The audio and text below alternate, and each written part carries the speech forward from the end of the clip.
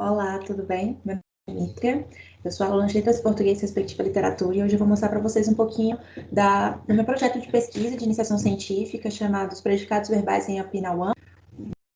Bom, então nessa pesquisa eu vou analisar os predicados verbais em Apinauã, estou falando especificamente da área da sintaxe.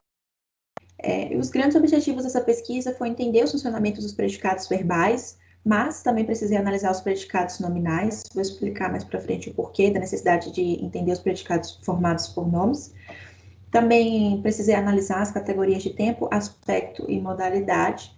E, digamos assim, que o objetivo principal dessa pesquisa foi criar uma tipologia dos predicados no Apinauã. Antes da gente falar da pesquisa em si, gostaria de falar um pouquinho sobre a língua e o povo, né? O povo Apinauã habita duas áreas indígenas, hoje atualmente conhecido como Terra Indígena Tapirapé-Carajá e Terra Indígena Urubu Branco. Ambos territórios ficam no estado do Mato Grosso. Vocês podem perceber que a Terra Indígena Tapirapé-Carajá já fica na divisa com Tocantins. O povo Apinauã também é conhecido como povo Tapirapé e atualmente conta com 1.000 falantes, sendo que boa parte deles é bilíngue, falando o Apinauã e português. E, linguisticamente falando, a língua Apinauã pertence ao subconjunto 4 da família Tupi-Guarani. Bom, agora já adentrando na pesquisa, uma das primeiras análises que eu tive que fazer foi das categorias de tempo, aspecto e modalidade. Só que antes de entrar nisso especificamente, eu preciso caracterizar essa língua como monopredicativa, que é o quê?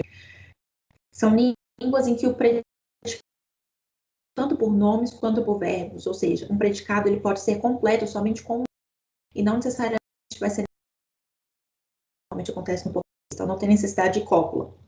Como que eles se manifestam nessa língua? O tempo se manifesta geralmente por expressões adverbiais, o aspecto por reduplicação e sufixação, e o modo por meio de sufixos e auxiliares. Agora a gente já adentra na análise per si, dos predicados, e foi averiguado que os verbos, a categoria verbo no Apinauã se divide em dois tipos. Intransitivos, que são aqueles que exigem um argumento, e os transitivos, que exigem 2 argumentos.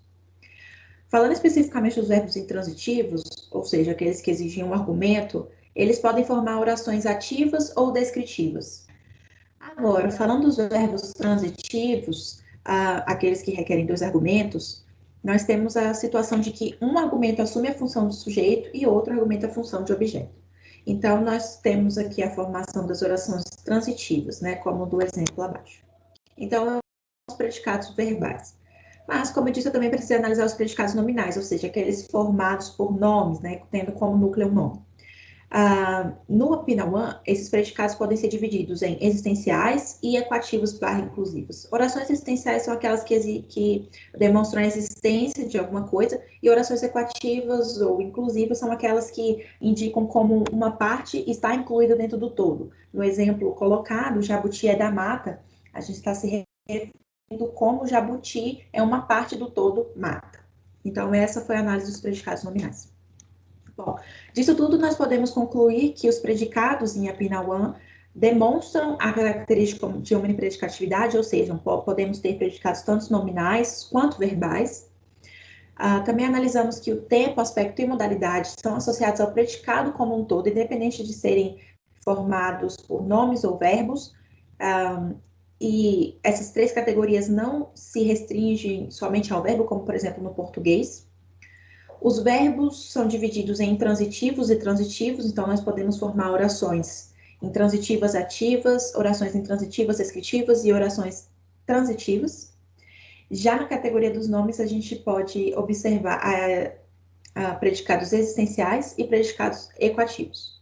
Então é isso, pessoal. Eu espero que vocês tenham gostado. Qualquer dúvida, sugestão, querendo conversar mais sobre essa língua fantástica, podem entrar em contato comigo no meu e-mail. Agradeço e boa conferência para todos nós. Um abraço.